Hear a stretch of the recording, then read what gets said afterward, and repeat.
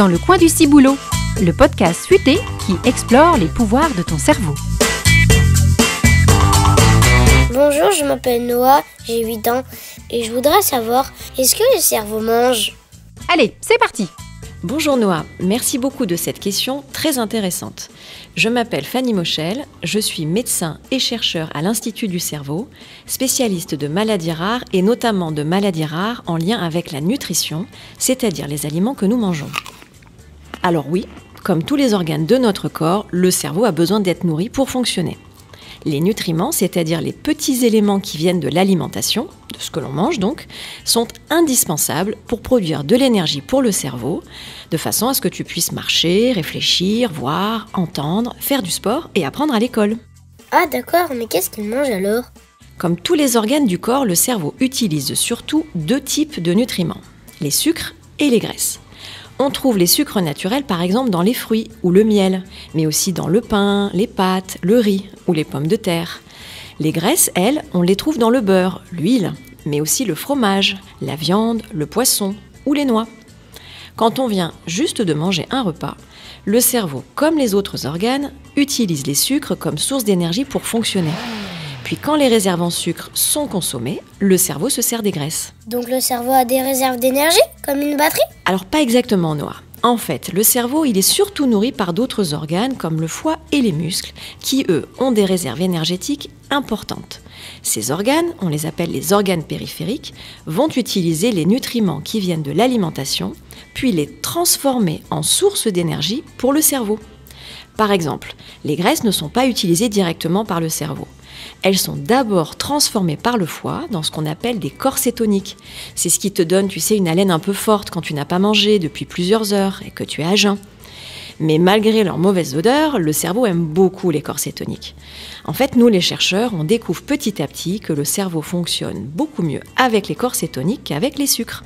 C'est d'ailleurs une des raisons pour lesquelles on conseille de diminuer les sucres dans notre alimentation. Surtout les sucres artificiels, comme les bonbons, les gâteaux, les sodas, enfin tu vois ce que je veux dire. Mais quand j'ai faim, c'est mon cerveau qui me dit que je dois manger ? En quelque sorte, oui. Le cerveau est en relation très étroite avec le reste du corps pour savoir quel est le niveau d'énergie globale de ton organisme. Quand le niveau d'énergie est bas, il donne l'alerte et produit la sensation de faim. En fait, même si le cerveau est bien séparé du reste du corps, il travaille de façon très proche avec les organes périphériques, le foie, les muscles, le tube digestif. Cette communication entre le cerveau et les organes périphériques se fait grâce à des sortes de messagers que l'on appelle les hormones.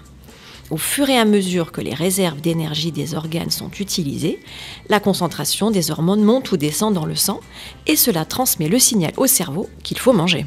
Et qu'est-ce qui se passe si je donne pas assez de nourriture à mon cerveau ? Alors tout dépend Noah pendant combien de temps cela dure et à quel point le cerveau va manquer d'énergie. Ton cerveau peut fonctionner sans problème pendant des heures, même quelques jours sans manger. Comme on l'a vu, il va d'abord utiliser les sucres, puis les graisses vont être transformées en corps cétoniques et cela va très bien au cerveau. Par ailleurs, il faut savoir que le corps va tout faire pour que le cerveau garde un bon niveau d'énergie le plus longtemps possible. Le corps sait très bien que le cerveau a des besoins énergétiques spéciaux.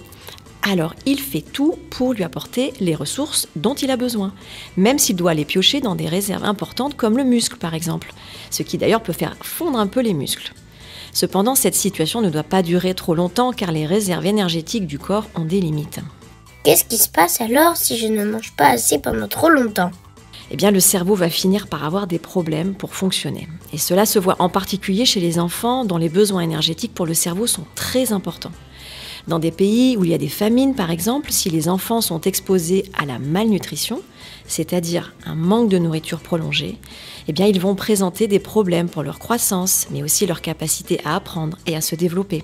Est-ce que manger trop peut être mauvais pour mon cerveau ? Alors, tu sais, Noah, dans la vie, tout est question de dose. Il faut manger suffisamment, mais ne pas manger trop.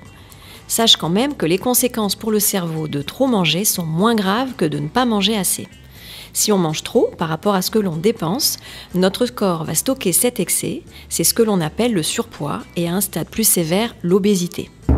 Comme tu sais maintenant, le cerveau n'a pas beaucoup de réserves d'énergie. Donc l'excès de stockage de graisse ne se fait pas dans le cerveau, mais surtout en périphérie, dans le tissu graisseux. Mais trop manger signifie aussi manger trop de sucre. Et cela a des conséquences négatives sur le cerveau. L'excès de sucre en général produit des substances en quelque sorte toxiques, et en particulier pour le cerveau. Le cerveau a alors tendance à vieillir prématurément si on mange trop de sucre. Moi, j'aime beaucoup le sucre. Est-ce que c'est la faute de mon cerveau? Ah non, Noah, on ne peut pas vraiment dire cela. C'est surtout la faute des mauvaises habitudes alimentaires. De base, le cerveau utilise le sucre pour fonctionner dans les premières heures après un repas, mais après quelques heures sans manger, il aime encore bien davantage les corps cétoniques qui produisent moins de substances toxiques. Cependant, si on donne trop souvent du sucre au cerveau, c'est cette source d'énergie qu'il va utiliser en priorité car elle est disponible tout de suite. Et petit à petit, le cerveau s'habitue à consommer essentiellement ce sucre et développe une sorte d'addiction, une dépendance, c'est-à-dire un besoin d'en consommer de plus en plus souvent, comme quand on passe trop de temps à regarder les écrans, la télévision, l'ordinateur, le téléphone, enfin tu vois ce que je veux dire. Le cerveau devient accro et là c'est plus compliqué de le déshabituer. C'est pour ça qu'il faut faire très attention à ce que les enfants ne mangent pas trop de sucre et des petits, et qu'il faut garder ses bonnes habitudes même quand on est adulte. Mais il n'est jamais trop tard pour changer les mauvaises habitudes, Noah. Alors je compte sur toi pour passer le message autour de toi. Ah d'accord, j'ai tout compris. Merci. C'était dans le coin du ciboulot. Maintenant, tu connais mieux les super pouvoirs de ton cerveau. Si tu veux nous contacter, rendez-vous dans l'espace junior du site internet de l'Institut du cerveau. Il y a plein de choses à découvrir. À bientôt!